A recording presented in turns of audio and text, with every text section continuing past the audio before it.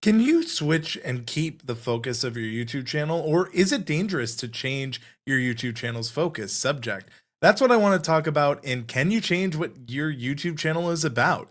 Now, if you've been on YouTube for any amount of time, your audience already has an expectation of the content type you're creating.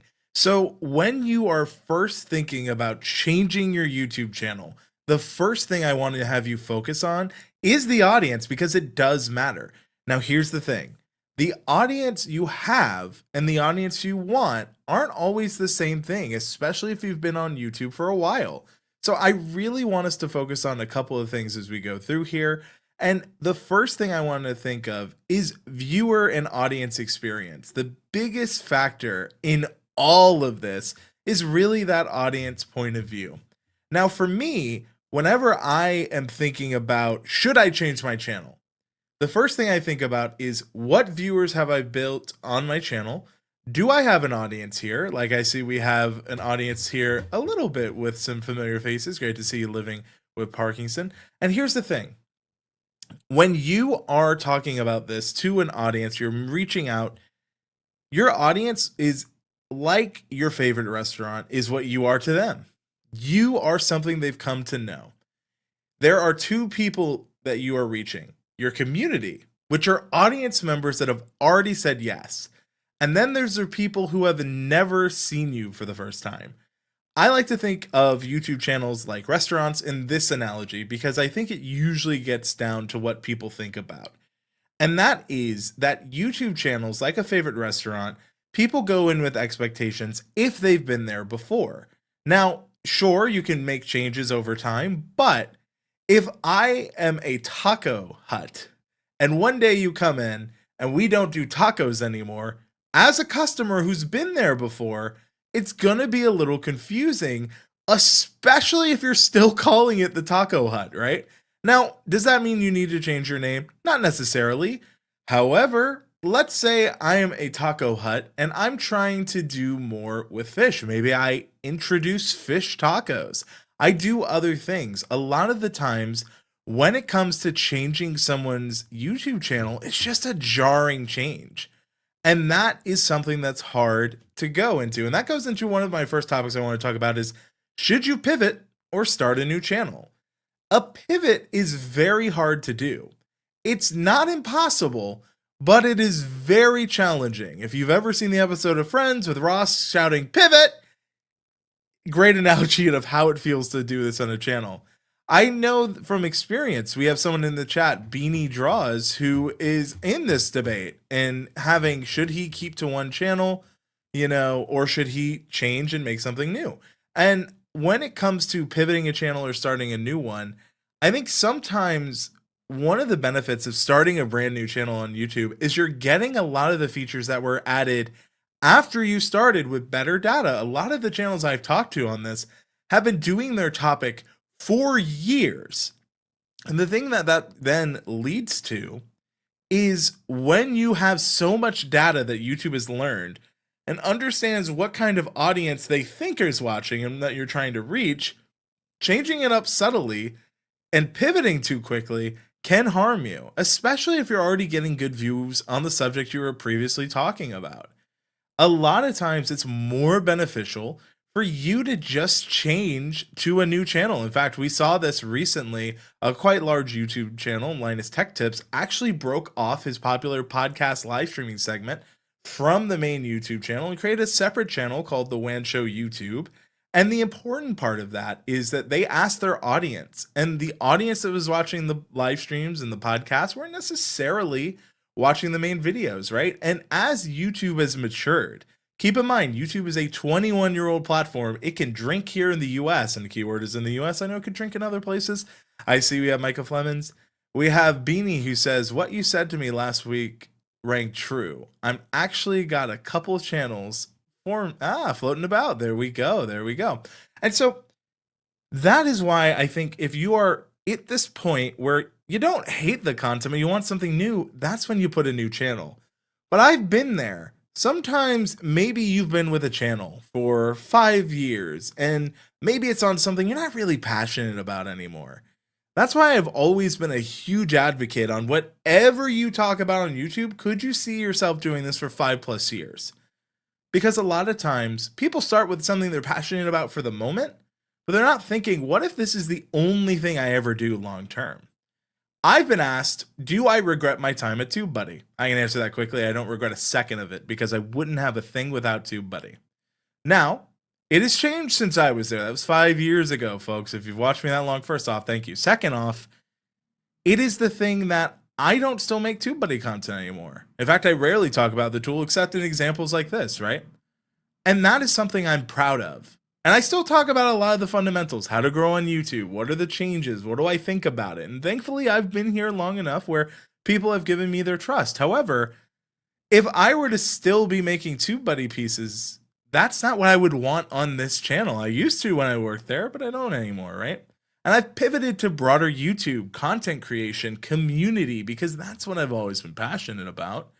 And so the thing is, when a lot of people are considering, should I pivot, should I change, or start a new channel, most of the time, you should probably start a new channel. But there are times when a pivot makes sense. If you're someone who is, let's say, a cooking channel, and you've done one style of cooking, but you really want to broaden your horizons, there are dishes that you could do between the two kinds of food. If you're a painting channel and an artist channel, there are different kinds of artwork that you could do in the core style people came to know you for. So if you've only done drawings, maybe you try painting, and it's not too much of a stretch. But if you go from I am a drawing channel and now I'm doing wall flower art and I'm growing all my own flowers and I'm going to make art out of that, that might be a harder pivot, right? So it's finding those in-betweens that you can really feel confident in and enjoy, right? Because at the end of the day, that's what this is all about. And I see that we have something here from Micah who says, I have a question about chapters on YouTube videos. How do I do that on my YouTube video? Can you show me how? I understand you are busy right now. I have a dedicated video all about that, Micah, so I'll be sure to drop a link for you as we're here live, but it's pretty simple. But if I pivoted, right, speaking of chapters, like chapters of a book, sometimes I've seen book authors try to go into films and they'll start doing film reviews. And while they're reviewing the same, subject matter, the film audience and the book audience, while very similar, can be very different. And another reason of why you should consider new channels is we didn't have a couple of the features. What are some of those features? The collaboration feature did not exist years ago. It's a newer feature. And if you want similar interests and you want to reach that big audience, let them decide with that. Micah, I put that video in chat and I'll make sure to have it in the description, but that is something you should consider. Here's something from Beanie. The only issue with new channels is you only get 2 channels you can verify with the phone number, and you have to verify in order to publish longer form. That is true. That is more of a limit of YouTube. What I would say is I think, you get multiple channels on an account, but if you're doing the email best practice, which is to have a different email per different YouTube account, I think that's, something to consider. I see Preston McNair, shout out to Preston, says, I'm pivoting to underwater basket weaving, which for Preston to go from Lorcana cards to underwater basket weaving might be a big leap. But maybe if he decides to help the economy of Lorcana and he decides to craft a basket out of Lorcana cards, that could be something. I'm sure he would hit some parts of that community really surprisingly with that one. But I think it is, it's important to define who do you want your audience to be. And what I usually tell people is when you're trying to define your audience, YouTube actually has a couple of tools you can look at. There's the Trends tab, which really goes in deep and shows different ways that you can see what people are searching for. I do like search because the one thing we can control on the platform is understanding user interest. Another thing is look in communities. What are conversations that you like in existing comment and commentary of channels you're trying to grow and be a part of? And see what they're answering and maybe what that creator's not answering. Speaking of creators, we have Dimmy, we have the Kitchen Gamer. The thing is, when you are looking and trying to build an audience is the people you want to reach. And a lot of times, community people who are in other creators' streams, they're in other creators' chats, they're in their podcasts, they're everywhere, maybe even Discord. If you're trying to define your audience, what do you like about what's already out there? Again, with a platform as old as YouTube that's 20 plus years old, you have examples of communities that have already done it. Study them. Why do you like what they make? What is their audience? Have they pivoted before? Some of the largest channels on YouTube have pivoted. PewDiePie has famously pivoted many times. I keep saying pivot, and all I can think of is Ross from Friends, but that goes the power of that one thing, right? Another thing to keep in mind is when you're defining your audience, there are tools out there that can actually help you do it. Some of them that come to mind are like TubeSpanner, they have viewer targeting. Even YouTube wants viewers thinking about the different audiences you have, because audience makes up the people you want to reach. And when you start understanding that viewers are your audience and that the community is just the audience that subscribed and said yes. And speaking of which, if you're watching and haven't subscribed, please consider doing so. It does actually help out. And, you know, a lot of us are bad at doing calls to action, myself included. But the thing is, you really need to understand that the audience you're reaching right now, you should define early. I see a lot of people like, I didn't define my audience and now I don't know what I'm doing. You can counteract that. If you are Beanie Draws, he teaches people how to draw specifically through the medium of dinosaurs. He might want to start doing other things. There are other ways that he can do it. He could do Beanie Talks. He could do Beanie Dances. He could do Beanie Sidewalk Chalk. Who knows? Although Sidewalk Chalk probably would fit on the Draws channel if he can do it. Though if it's a hard pivot to only doing that, there you go.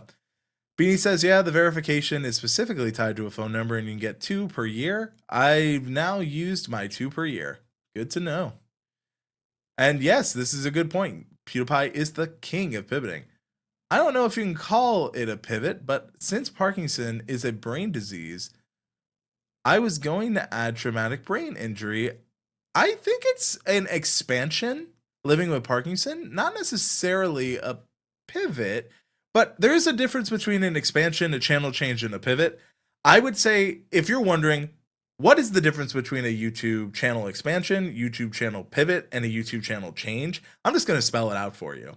A channel change is when you talk about one topic and you drastically change it to talk about another.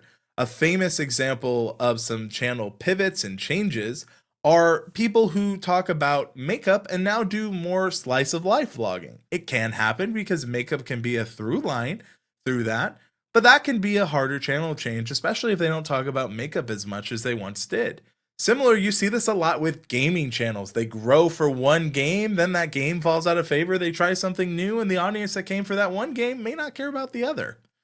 Now, a pivot would be if you are known for one game, and then, you know, the sequel comes out. You're pivoting, you're keeping in the realm, but it's not too challenging. It's not too far off. I do think that could also count as the channel expansion. A pivot, like, let's say if you're playing, you know, a Mario 3D game versus a Mario 2D game, there's a difference between the 3D and 2D Marios. Same with the fans. So you really have to understand that's more of a pivot because you're technically going from 2D to 3D. An expansion would be, you know, we have the Kitchen Gamer who joined us here, and we also have, you know, Living with Parkinson's, who says, you know, they're going more on the brain side. That's an expansion to me if you handle it correctly. You should also consider, you know, what about format? Oh, literally, I'm also considering formats too from the live streams. You know, that is another thing. Because if you're watching someone and you like how they live stream, you should check your audience tab. In YouTube, they show you what percentage of your audience likes what from you. And for me, I'm lucky where my videos, everybody watches, my shorts, everybody watches, and my live streams pretty much similar. But I've seen some channels, pardon me, drink my water, don't want Chantel Hills to be upset. Water authority here. Where they will have high index on videos, high index on live streams, but then it says nobody watches their shorts and they're really pumping shorts. Now, if you are pushing out your short form content, that's not a bad thing, but you have to remember to some that could be considered a pivot. And that is one of the things I would say is like if you don't keep posting long form and you slowly pivot to only one type of content, you got to maintain what people came for. Think about, again, we go back to restaurants. People go crazy when McDonald's brings back the McRib. There's a reason for that. There's a season for that. However, if they never brought it back, then there wouldn't be McRib fans. And like, there are times when you pay homage to the OG thing that built you. And that's okay. But if you're never really ever going to talk about it again, that's when you should change channels. Going back to the TubeBuddy example earlier, I probably won't ever really do a long form TubeBuddy tutorial. It doesn't really make sense for me in this stage of life. Maybe if that's what my audience really wanted or somewhere down the line, but I'm past it, you know? I'm just here to teach them how to grow in any way they plan to. And that's something I'm able to do. But that required this new channel and a channel change, right? I built a community of creators, the Can Do Creators community, so that my audience, my actual community, has somewhere that they can meet new people. And there are people now who join our community who don't even know who I am. And I consider that a huge success. And if they do, what ends up happening is they're like, oh, wow, I didn't realize that you own this. And that means I've built something bigger than me. And Ike says, did somebody mention TubeBuddy? Absolutely, I did. That moment when you take Andrew's advice and can start talking with yourself. Fair enough, fair enough. I don't know if traditional art and digital art would be, you know, co-soldered enough of a pivot if long form and the short form is too much, but I do know the theme and topic can be. That's true. Like Beanie, I don't think if you try new art forms, if it's dinosaurs, that'll change too much for you. But if you don't, like, you grew a lot from teaching people dinosaurs and talking about the Jurassic Park films. And if one day Beanie's like, I hate dinosaurs, no more, but he kept all that content up, that's going to be a pretty big change for the audience, right? So you define your audience by setting goals of who you're trying to reach. There are great articles that I will make sure to link in the description. I also think this is one I should write about. But it goes into my next one, is when you are not sure of your audience, what ends up happening a lot of times is you're chasing an audience. And when you chase an audience, they usually don't know what's in it for them. A lot of times people want clarity above all else. When the audio isn't clear or the audio isn't good, you'll hear it immediately. When the visual is blurry and you're watching a tutorial and you can't really make out what they're doing, you'll hear it immediately. Maybe you move a little too quickly for them in a tutorial. There are different ways that you could lose clarity, and one of them can be in the audience you're trying to reach. And that's the real danger about if you want to change YouTube channels. And Pearl, don't apologize for some college work because work needs to get done, right? But let's say I was someone who was a college admissions entry person, right? And I teach you how to get into some great colleges. And then one day I go, I'm not talking about colleges ever again. Then the people that subscribe to that channel, who want that stuff, well, that's why would they watch the channel again? And YouTube wonders what stopped people from viewing. That's when you start a new channel. You've chased an audience, you grabbed their attention, you got them in your community. If you don't know the audience you want to define, then all of a sudden you're chasing them the wrong direction. Expansion is really good, but be ready for the work, as I found my audience got a bit confused until it settled down and they knew what was happening. Absolutely. And we have community posts, folks. If you're going to expand, you don't have to not let your audience and community not know about it. Tell them, communicate. YouTube, your audience is the most important relationship you'll ever have on any platform if you want to sustain long-term growth. And so if you're with someone, even if it's not in a romantic sense, if all of a sudden you had a roommate and you came home and they changed the layout of the house, you'd probably be upset. Similarly, your audience feels that. And if they feel a sense of ownership in what you've created, that means you've done something. You've made them feel, you've made art in even a small way. And that's really powerful. And people lose sight of it. So we talked about, should you pivot or start a new channel? If you're pivoting, you need to seed it, right? And this goes into how can you really bridge content that carries viewers across? Can you actually make things that get them from point A to point B? We actually have data, but one of the most interesting examples in modern YouTube is how Matt Pat stepped down from game theory. He was already in the background subtly introducing the new host that would later take and check over those channels, and he did it smartly. And what he did is he subtly introduced them in the background before he announced he was leaving. So people warmed up to them. And because he said, not only I'm leaving on good terms, I want to leave, but here's who I entrust and what I have done, people immediately were like, you know what? I'm going to stick around because it was communicated, people were informed, and they were already bought into these channels over the legacy of what he built. But so many times people think, oh, that's only for large channels. It doesn't have to be. You can do that too. If you want to change, keep the core of what you're doing, or maybe expand on a new channel. The core being whatever you're focused on. For me, I want to help make YouTube easy, from content creation, understanding the platform, and doing everything I can to help creators, because creators have done so much for me. That is what I would say when you are doing things. Now, the Kitchen Gamer says community posts are powerful to engage with your audience, and also anonymous polls like image polls get people to engage with them without identifying them. I see what you did there. That's something I talk about in our membership. And so one of the things is, yes, they really don't understand that a lot of audiences are lurkers.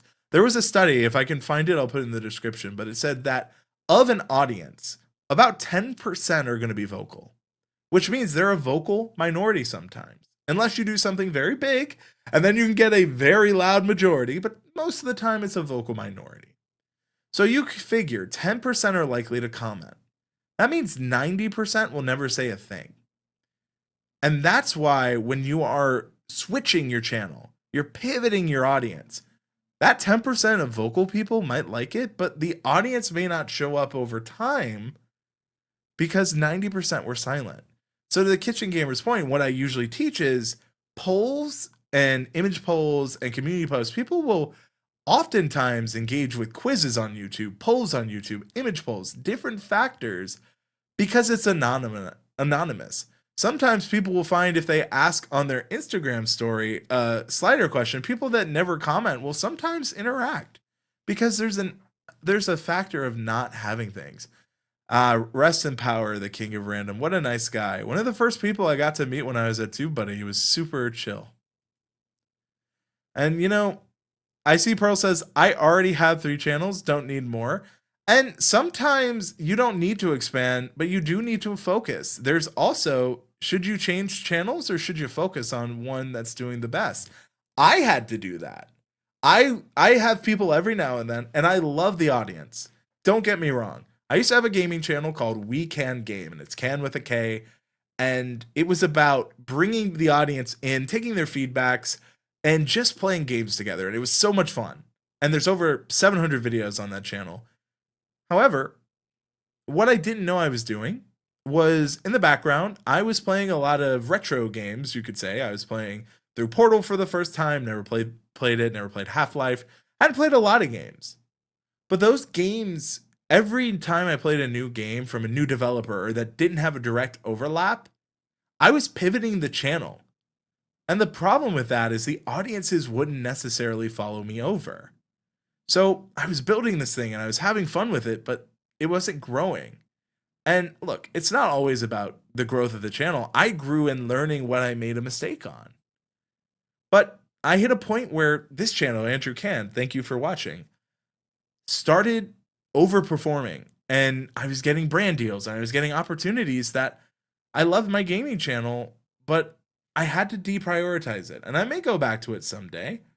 But now I'm focused on what I want to do. I want to help creators make YouTube easy, tell their stories while still telling mine. Look, I have a simple belief that if I can, you can too. That's been true for years on this channel. And Beanie says it, true. Some people have lurked a lot. I've had people I've met at events who I had no idea were watching my content. They're like, "Oh, I love your stuff." So it's like, "Oh, thank you." And it's always surprising, but I keeps me humble that I don't, say the lurks.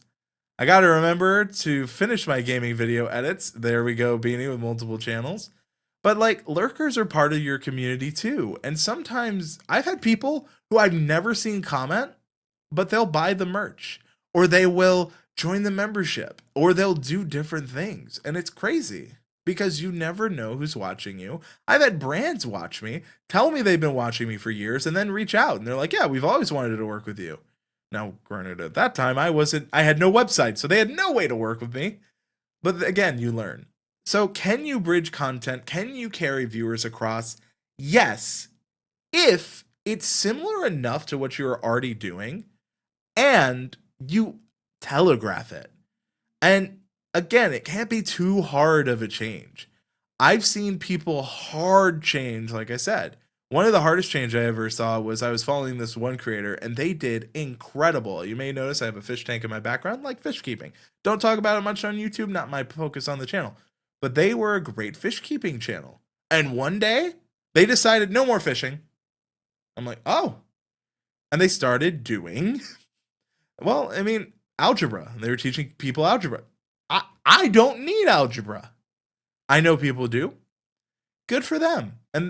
But they didn't find that a lot of people followed them. And I remember them wondering, and like I kept subscribed to see maybe sometimes they'll pivot back. They still haven't to this day. But they were wondering where their viewers went. And the viewers were wondering the same question. Where did the content I came for go? And that's a relationship change. When you change your YouTube channel, you're changing the relationship with your viewers. And I think that's what gets lost in a channel change. Now, sometimes the channel change could be you bring on a new friend or a new host. That's fun, and that can be great. Collaborations, especially as a feature, if you're bringing on someone to like join you or having a new thing and can really be good. But if you're going to bridge that content, if I were that channel that went from fish keeping to algebra, what I would actually do is maybe find a way to include algebra into the fish keeping and then just launch a new channel and keep that one as it is. Again, how many times have you seen that sign under new management, under new owners and a thing? That's something to consider. I was thinking about doing more live stream, letting people know I'm going from live streams to a podcast. I'm thinking of doing one more live stream, letting people know I'm going from live streams to a podcast. That is something that you should definitely telegraph because if people have gotten to know your schedule, that's something that changes. How I link my non-art channel to my main one, I talk about the character designing of the main one. Gaming, they get to see the character's VA. They get to learn about the character. Very smart, Pearl. And I've gotten the opportunity to see you on your birthday. And I've gotten to be one of your Twitch viewers. So thank you for that opportunity. Can you speak algebra to fish? I mean, you could, but would they care? It's the fish doing the algebra. Says I think I'd actually watch that on just that alone. I've seen a handful of channels make a major pivots that are jarring. Sometimes people don't know what they want and just chase the trends. That is also something you should consider. Am I actually wanting to change my channel or am I not happy with its growth? The reality is, and this is the harshest truth I'm going to say in this live stream, most channels changes that they need are not of the content. It is how you read the analytics and data. Most of the time, I will see creators with lots of data that they do not look at. And then they wonder why their channel is dying or not growing. And YouTube is screaming at them to please look at your analytics. Now, granted, that's why YouTube is included, and I know it's a controversial take, but AI to help explain analytics because so many people don't get it. Heck, half of the reason I have and I'm able to be successful on YouTube is because I'm one of the people that do understand the analytics and I find them fascinating. I love watching people get it. It's so fun. And that's why I love doing channel reviews. That's why I love, coaching and I love getting to see all these things. But the biggest change most channels need to make is not of content type or pivoting to something new. It's to understand what they've already done. If you have 5 videos on your channel, whether it's shorts, live stream, podcasts, polls, etc., you have data that you can learn from. However, most people don't know where to start. One of the things I tell people is you should check out, I have a method called the can do method that walks through everything you can do. I'll make sure to have everything, linked in the description. But the can do method is something that I came up with to better understand what YouTube needs, not only for old videos, but new. And a lot of times where people get lost. See, Andrew, got to go to work. Thank you for joining me. I really don't have a big audience, though. I only have 8 subscribers. Fair enough. You still should tell those 8 anyway, because the 8 would like to know too. A lot of times people don't realize this, but if 8 people joined you for dinner, that's a big bill and a big table. Like, people think of audience as big as it has to be thousands. 10 people in front of you can be terrifying. I've been in positions in my life where I've spoken to rooms where people would see 80 views on a video and go, what about it? But if you speak to 80 people in a room, that's intimidating. Or at least it can be. Maybe you're one of the people where you're not. I kind of noticed one of our bigger friends did that, but he did his main channel, which was a bold move. Fair enough. And look, I don't know which specific of the friends you have. There's lots of people in the space, and Beanie and I know a lot of similar people. But I will say that I have been focused on really honing my skills, working on what I enjoy. My lighting's improved. Hopefully my audio is improved. I have fiber, but I never know how the live streams come across when it comes to that. Even though I'm wired in with 900 up and 900 down, you can still have inconsistencies. So all that to say is, when you are looking at pivoting your channel, when you're thinking about doing everything we started about, one question I want to talk to you about is, what should, like, those first 3 videos that you pivot, what should they look like? It depends the channel type and what you're pivoting to. If it makes sense, which I know for a lot of people it does, what I'd recommend in a pivot is, when you're pivoting, is figure out, is there an actual overlap in where I am now and where I want to go? Sometimes the answer is yes. A lot of times the answer is unfortunately no. But if the answer is yes, and it makes sense to pivot because you can expand, and it makes more sense in expansion, right? A great example is, there was a YouTube channel I followed where all she taught people was breakfast, and she wanted to expand into lunch food. The greatest part of that is there is an in-between called brunch. Now, she had 3,000 subscribers at the time. She was all breakfast all the time. I liked what she was doing. So what did she do? The first one is best brunch foods, because she found out that she had a lot of success with egg-free. She has an egg allergy, so for her, it didn't make a lot of sense to talk about that. So she talked about brunch foods that don't contain egg, which is kind of a real problem. And then she started growing. And she made that video first. And then she followed it up with a more traditional breakfast food that is brunch too, which is chicken and waffles, right? And she pivoted smartly. So they still need to live in that world. So then when she started doing only lunch foods, it made a lot more sense. She sometimes throws a breakfast video back there, but you got to be careful. And yes, it can be tricky if your channel name, it can also be tricky if your channel name is your name. It allows opportunity to pivot, but then you need a consistent topic. Yes, which is why Beanie, yours on this channel is dinosaurs. For her, she kept it like food focused, so she was able to pivot very well. But look, my Andrew Can Travel, I had to put that aside because, like, while I like traveling and love talking about it, it was competing with the YouTube and filmmaking stuff. And the filmmaking stuff and the YouTube stuff can go very hand in hand. But the travel stuff was just a step too far, unless I was traveling for YouTube related things, right? Me going to Disney World didn't make sense on this channel anymore. Me going to Vid Summit made a lot of sense considering the space I'm in. Me going to Australia and meeting Beanie and VidCon made a lot of sense. So I see from Pearl can confirm when there is food channel, I have a hard time looking up gluten-free recipes for my mom. And that can sometimes be a niche on a niche on a niche or a hat on a hat. But that doesn't mean that you shouldn't consider that. That's a way to expand your audience, and you can maybe collaborate with someone who does gluten-free cooking. Because then if someone is like yourself who may not be, may not have a gluten intolerance or your mom might be celiac. I don't actually know the situation, but you can have variety and you can still do things. I see we have here, I am adding traumatic brain injury as a focus on my channel because I am a combat veteran and I know veterans with, well, first off, I had no idea you were a veteran. Thank you for your service. I know that a lot of times, things like that can go not thanked. I think that a lot of times, people don't realize a lot about channels. A lot of times creators, when they're pivoting, they don't need to pivot. They could show it in their normal channel. I think for you, expanding their living with Parkinson makes sense. Dimmy says, let the audience get to know you by letting them have a look into your life. It can teach people how to play golf. I could create some personal videos where I go fishing or do some nice work in my garden. I think that's garden. It's a little hard for me to read with a StreamYard.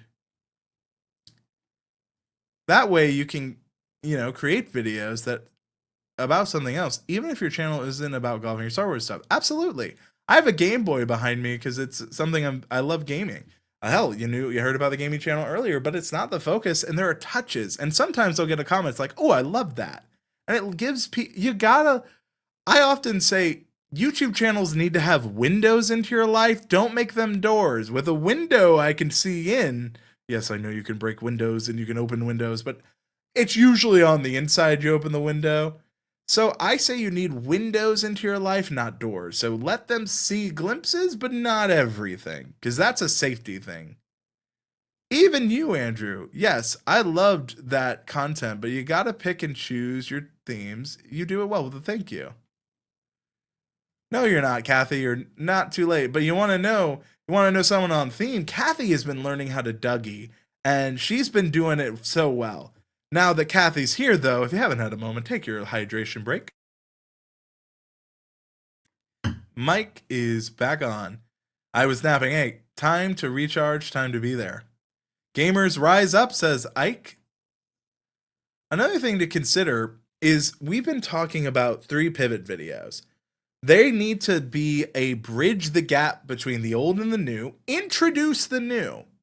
The second video should be a little more familiar with the topic you're already doing, and then, transition it. Another great way to do it is with series. You can also make it an event around the pivot and invite people to make a choice. You could ask your audience, hey, I'm thinking of doing this. Should I just make a new channel? I've seen so many people, going back to the Linus Tech Tips and the WAN Show example, where they did that and they're seeing huge growth on the new channel because that focused audience can get them where they want to go with it. A lot of times people think they need to niche down. They just need to focus. Focus is not just a camera term, and it's not just a film thing. It is something you're going to need to do in life. Every generation has something different. Some people call it focus. Some people call it lock in. Whatever works for you to get where you need to go. Great to see you, Magic Flying Potato. But, in terms of bringing in windows to someone's life, there are lots of ways you can do it. Talked about the Dougie challenge. I know that Kathy was Dugging with this on day 25. Go check it out. Really worth it. But this is a reminder to me and many of my viewers, and it's published beats perfect. And if you're pivoting, and if you're thinking of pivoting, but you're not making anything, and you really are just kind of letting your audience sit there, don't discount polls, don't discount shorts, don't discount live streams, but don't lead them somewhere they're not expecting to go. I think that when it comes to, doing everything, it's really a part of your story to figure out where you want to be. if you're watching this and you're considering changing your channel, or you're considering pivoting, or you're considering, heck, even a brand new channel, just remember, why did you start the channel you're on? Did you actually obtain that goal? If you did obtain that goal, then maybe you make a new channel. If you didn't, did you read your data? Did you talk to your community? Like we've been talking casually here. Kathy, Beanie, out and about with yours truly, Lizzo OC. We have Pearl, we have Ike, we have Magic Flying Potato, we have had Kitchen Gamer, right? We've had so many familiar faces. But if you haven't hit your goal, a lot of times it's not about pivoting as much as it is about focusing down. The term niche on YouTube has become so divisive, but all it really ever meant is like you have a focus. You have an audience you're trying to reach to become part of your community. Audience is people you haven't reached yet, community are people who have said yes. And what I will tell you is that when you are focusing on why am I pivoting? Why am I changing? And if you look at what's in front of you, sometimes what you find is you don't need a pivot and you don't need to change. You need to learn with what you have already. And that's true. And hey, if you go back and look at Marquez Brownlee, MKBHD's first videos, he's technically pivoted. He had some golfing instructing videos. He had, tech things that came in later. I love going back and looking at the OG uploads of a channel. It can be a lot of fun. And a lot of mine are films that I was doing. And like every channel I've had has served a purpose. This channel has always been about talking about YouTube or filmmaking and my journey and love of it and seeing what I can do to help others, because it's been a huge part of this journey. I love when we get to do charity channel reviews. I love when we get to be together, but I don't plan to pivot. And if I do want something new, I just make a new channel. And thankfully, I know that with the community I've built, and if you'd like to join, there's a link in the description to the Can Do Creators community, which does have a free tier, which gives you access to our Discord and a lot of other perks. You should definitely check that out. It's in the description. But also, I know that I have a focus on this channel that I haven't had in a long time. And that is to help creators create in any way I can. Because if I can, you can too. And the greatest part of it all is that with YouTube, things are more affordable than ever. We have more data than ever, and you can go out there and create something amazing today. Because in the end of the day, publish beats perfect every time. And I can't wait to see what you do. And we want to watch what you can do. Thanks, everyone. Hope you have a good one. Take care.